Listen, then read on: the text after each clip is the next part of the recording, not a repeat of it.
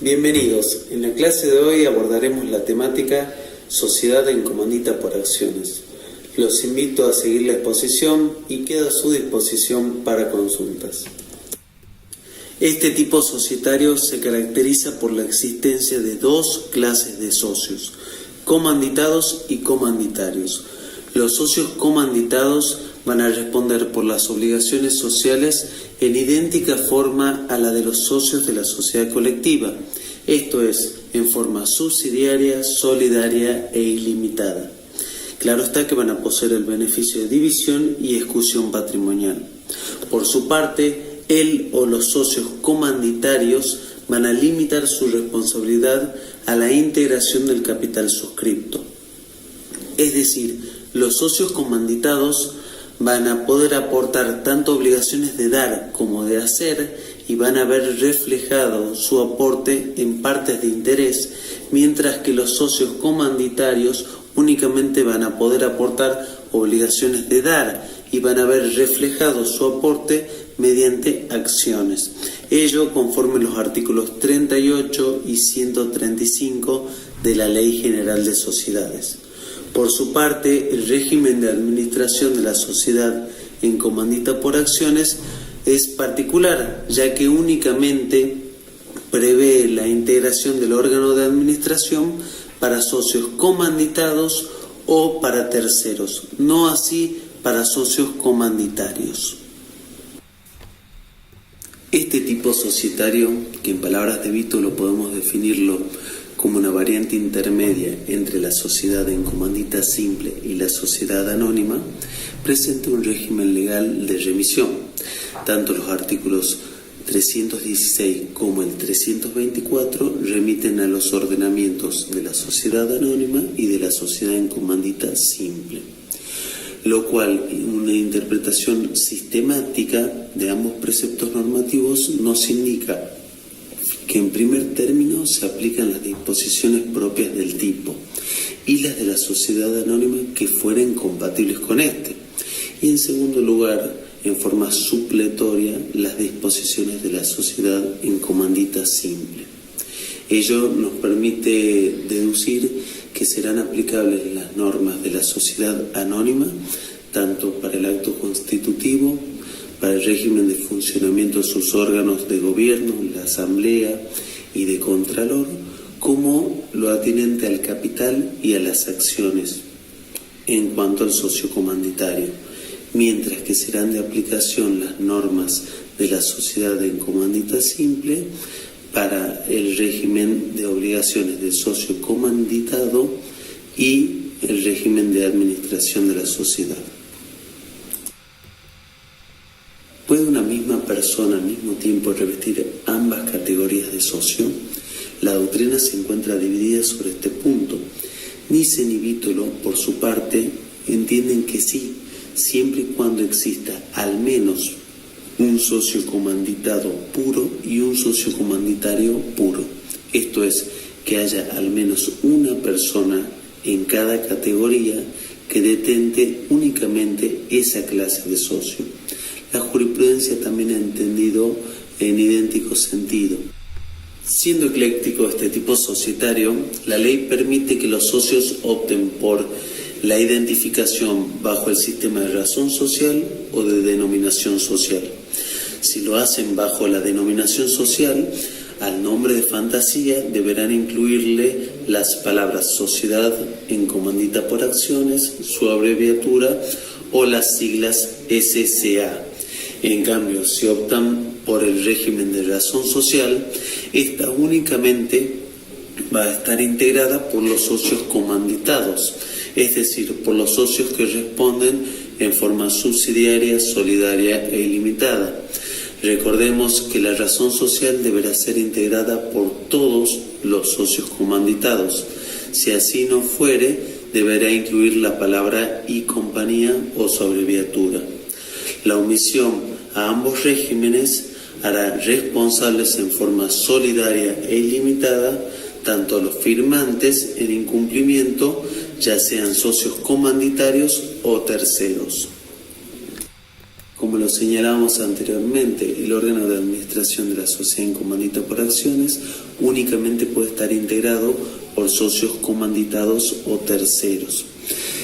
Puede ser de carácter unipersonal y sus integrantes o el integrante durarán en sus cargos el tiempo establecido en el estatuto, no rigiendo el plazo de 3 años establecido en el artículo 257 para directores de sociedades anónimas. El socio comanditario no puede inmiscuirse en la administración. Si así lo hiciere, será responsable en forma solidaria e ilimitada. Tampoco puede ser mandatario.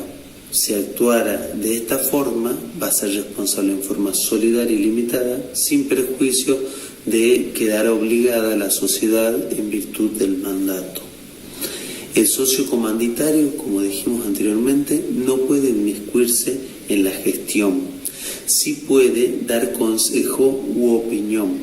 Asimismo, puede ejercer el contralor individual de verificación, examen, vigilancia, control de papeles y libros y documentación de la administración, siempre y cuando la sociedad no haya constituido un órgano típico de contralor, como ser una sindicatura u un consejo de vigilancia. Es decir, rige el contralor individual del socio comanditario en virtud del artículo 55 de la Ley General de Sociedades, siempre y cuando no existe un órgano típico a ese efecto. Aquí se nos presentan dos interrogantes. Por una parte, ¿puede el órgano de administración estar conformado bajo la figura de un directorio? Cierto sector de la doctrina entiende que sí, siempre y cuando el mismo no esté integrado por socios comanditarios. Por otra parte, nos surge el interrogante en torno a la prohibición del socio comanditario para integrar la administración. Aparentemente, el fundamento dado a esa prohibición encuentra su razón de ser en la necesidad de que la gestión de la sociedad no esté administrada por socios que responden en forma limitada, que podrían obrar en detrimento de aquellos que lo hacen en forma subsidiaria, solidaria e ilimitada.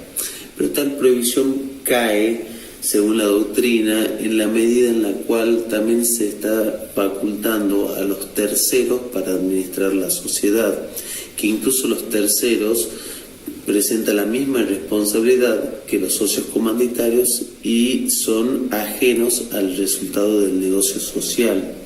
Por otra parte, también enseñan y dicen que los artículos 59 y 274 son suficientes como para desalentar toda gestión inoficiosa, negligente o imprudente de un administrador societario, ya que regulan el régimen de responsabilidad de los administradores.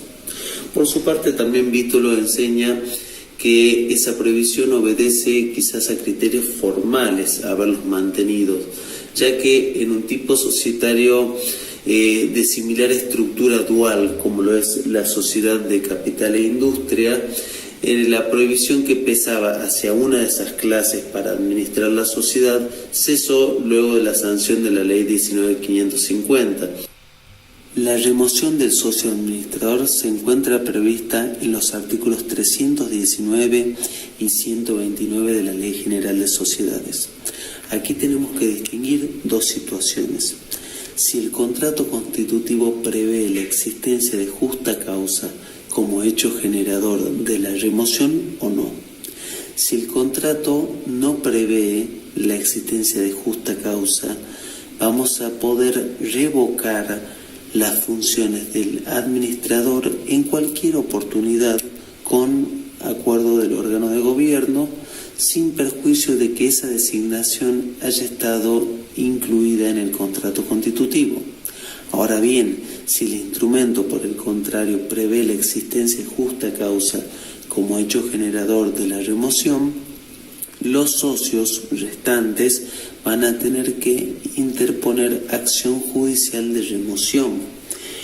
El administrador conservará su cargo si es que niega la existencia de la justa causa hasta tanto recaiga sentencia de fondo. Ello sin perjuicio de poder existir en forma previa alguna orden cautelar una medida cautelar propiamente dicha de intervención judicial societaria que desplace al administrador de su cargo. Puede peticionarla a la remoción del administrador cualquier socio comanditario que represente al menos el 5% del capital social. El socio comanditado removido de sus funciones va a poder ejercer derecho de receso o bien pedir que su participación se transforme en comanditaria. Los restantes socios, siempre que haya sido una condición expresa en el acto constitutivo para que la sociedad se forme, van a tener derecho de receso. Es decir, los restantes socios disconformes con la remoción del socio administrador van a poder retirarse de la sociedad cuando ello haya sido condición expresa de la constitución del ente societario. Ante la situación de acefalía originada por ausencia total de él o los integrantes del órgano de administración, ya sea por inhabilidad, incapacidad o fallecimiento, la sociedad va a contar con un plazo de 3 meses para reorganizar el órgano de administración. En este periodo, el síndico deberá nombrar un administrador provisorio que no asumirá con las responsabilidades del socio comanditado y únicamente deberá cumplir aquellos actos necesarios del giro ordinario de la gestión o, como lo refiere el artículo 140 de aplicación supletoria, aquellos actos urgentes. El incumplimiento de estas pautas originará la transformación o disolución de la sociedad sin perjuicio de la responsabilidad solidaria e ilimitada del socio comanditario. El órgano de gobierno de la sociedad en comandita por acciones es la asamblea. Ello significa que son de aplicación las disposiciones contenidas entre los artículos 233 a 254 de la ley. Lo atinente al régimen de convocatoria, publicidad, quórum, mayorías o representación son asimilables a la asamblea de accionistas. Ahora bien, teniendo en cuenta las particularidades propias de este tipo, que presenta una doble clase o categoría de socios con participaciones societarias representadas de distinta forma, tenemos que tener presente que ambas categorías pueden participar de las asambleas. Ahora bien, las partes de interés de los socios comanditados van a ser consideradas como si estuvieran divididas en fracciones idénticas a la de los socios comanditarios. Y si un socio comanditado presenta una porción de capital inferior a esa fracción, no será computable a los fines del quórum y de la mayoría. Como podemos observar en el ejemplo, la sociedad cuenta con un capital social de 10.000 pesos, dividido en 10 acciones ordinarias de valor nominal 1.000 pesos cada una. El socio comanditario posee un capital de 8.000 pesos, lo que importa 8 acciones. El socio comanditado A posee un capital de 1.500 pesos, lo que importa una acción. Y el socio comanditado B posee un capital de 500 pesos, lo cual no le permite alcanzar el valor de una acción. El socio comanditado no tiene voto en las asambleas que tengan por objeto tratar la elección o remoción del síndico, ya que es este el órgano encargado de controlarlo. Tampoco puede participar en la aprobación de la gestión de los otros administradores, del síndico, ni siquiera tampoco puede deliberar en torno a las responsabilidades que les pudiera o no caber a estos. Por otra parte, tampoco puede participar en la decisión en torno a la remoción de los administradores, conforme al artículo 319. Tengamos en cuenta que el impedimento es de voto, no de voz, con lo cual el socio comanditado sí puede hacer oír su moción, y que el incumplimiento a estas prohibiciones acarrea la nulidad. Las características particulares del socio comanditado hacen que, ante un supuesto de transferencia de su participación en la sociedad, esto es, de la cesión de su parte de interés, requiera este acto de la conformidad asamblearia, según los criterios del artículo 244 de la ley, esto es, una asamblea extraordinaria con quórum y régimen de mayorías especial. La sociedad en comandita por acciones tuvo su auge en el empleo como figura jurídica durante la vigencia del Código de Comercio, ya que este tipo societario no presentaba las exigencias que sí lo hacía la sociedad anónima en cuanto a un número mínimo de 10 accionistas y la aprobación del Poder Ejecutivo en el acto constitutivo. Por otra parte, comparándola con la sociedad en comandita simple, presentaba la ventaja que el capital comanditario podría estar dividido en acciones, incluso al portador, con ello otorgándole mayor flexibilidad y circulación. Hemos llegado al fin de la clase de hoy. Aquí les dejo la bibliografía y ante cualquier consulta me pueden enviar un correo electrónico. Nos vemos la próxima.